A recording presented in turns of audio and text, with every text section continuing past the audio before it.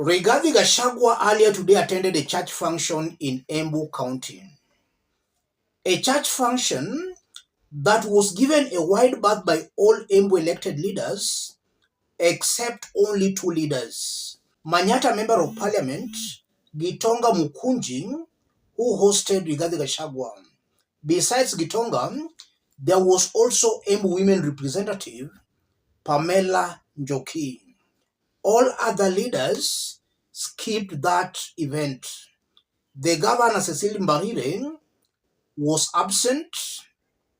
The Senator, Alexander Mundigi, was also missing in action. And the absence of the senator should worry Rigathi because there is a vote to be taken in the Senate. The senator's absence should worry Rigathi Gachagua. EMBU County has 4 constituencies. All the MPs skipped that occasion, save for only one, Gitonga Mukunji. Let's see what Rigathi shared out through his social media accounts. His Excellency Rigathi Gachagua, EGH. With my spouse, Pastor Dorcas Rigathi, it was a moment of reflection as we joined the faithful for the 34th anniversary of the ACK EMBU Diocese at Kigari TTC, EMBU County. The host MP Gitonga Mukunji, EMBU Women Representative Njoki Njeru N, Onesimus Ngogoyo, James Gakuya, George Koimburi, Senator Kamau Murango, MCS former Laikipia County MP Kate Waruguru, and the clergy joined in the service presided over by Right Reverend David Murithi Ireri, Diocesan Bishop. So those were the leaders who accompanied Rigathi Gachagua. And if you look at Rigathi Gachagua's past posts, the same leaders are the ones accompanying him. You will see James Gakuya, you will see Kate Waruguru, some of the same leaders. But EMBU leaders gave that event a wide berth. And it's also worth noting that William Ruto was to attend that event, but instead he chose to attend another event in Nairobi. He cancelled that event late yesterday. Upon Ruto cancelling his attendance, Rigathi announced his attendance. So again here, Ruto and Rigathi Gachagua are clearly playing ping-pong games on one another. Let's have a look at what William Ruto shared out. William Samoei Ruto, some trust in chariots and some in horses, but we trust in the name of the Lord our God. Psalms 20 verse 7. Sunday service at AIC Milimani Church, Nairobi, for the 30th anniversary celebration. After which William Ruto has shared out those photos there. You are seeing William Ruto is very busy going through the Bible, and then you are also seeing him cutting the cake there. I want us to put all this into perspective for Kenyans to understand the high-octane games being played here. If you are watching us but you have not yet subscribed, subscribe, give the video a like. Let's proceed. Our judiciary is highly professional, and I have no doubt that our esteemed judges will protect and uphold the Constitution, the rule of law, and ensure that the will of the people remains sovereign. That is how a good country runs. Kenyans have faith in our courts. Regardless of the outcome, I urge everyone to maintain peace in Mount Kenya and across the country. Let's continue to love one another. Rigathi Gachagua 13/10/2024.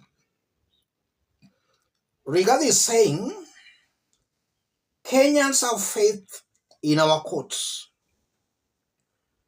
Which Kenyans is Rigathi Gachagua trying to refer to?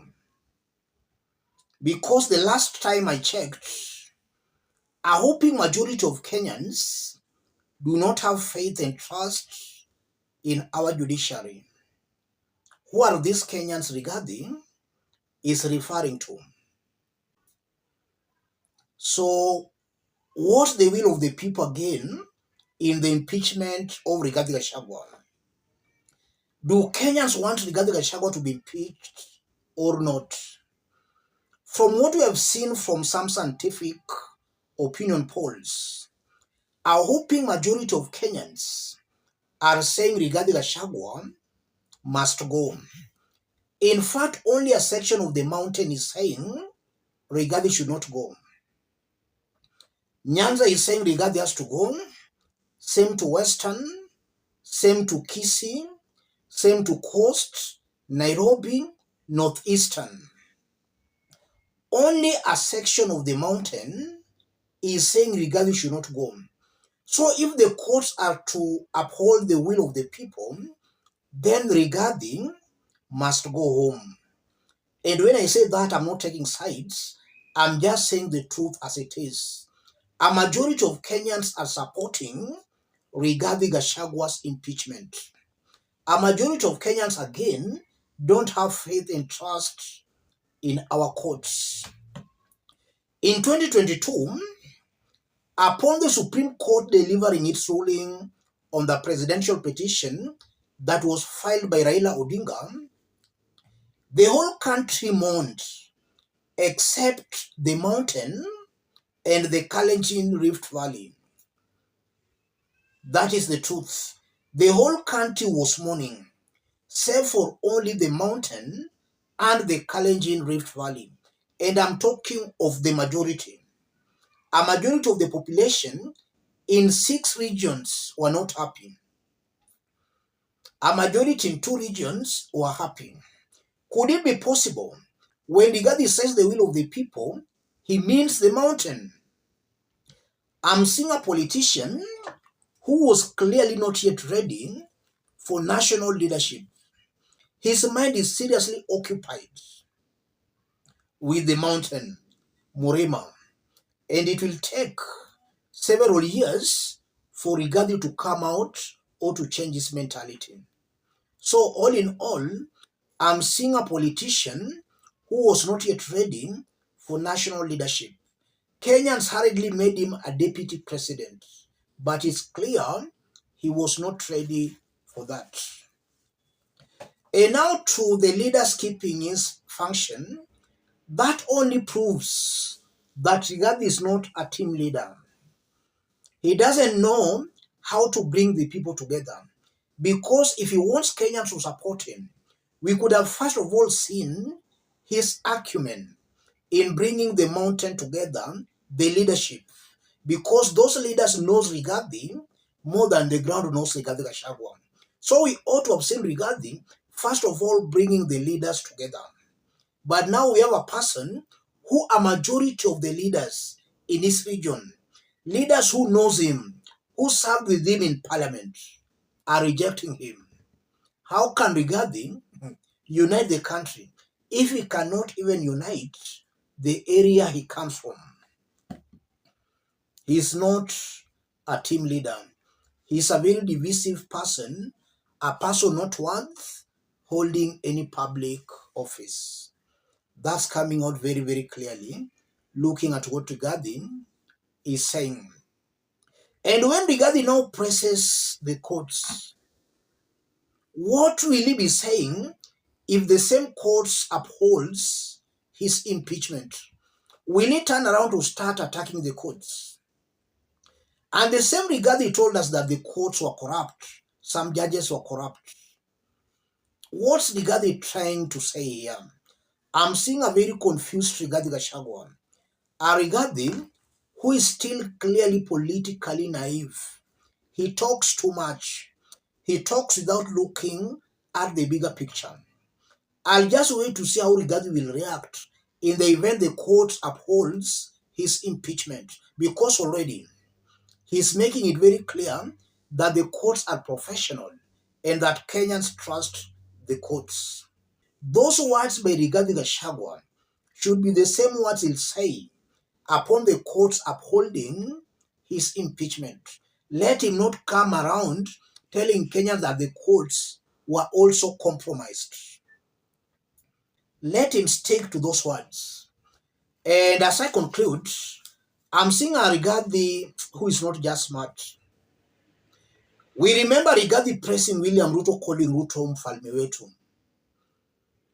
Upon Ruto turning against him, he started saying Uhuru ndio sasa mfalme. What will he be saying if Uhuru will also join hands with Ruto? Rigathi should not talk more than necessary. Let him talk only when necessary. Silence is sometimes a sign of strength. It's clear Rigathi is at his lowest moment. He's clearly weak. Let me stop it there. If you are watching us but you have not yet subscribed, subscribe, give the video a like. Any person watching us outside Kenya for the first time, drop a comment, let us know from which part of the globe you are watching us from. If possible, subscribe, give the video a like.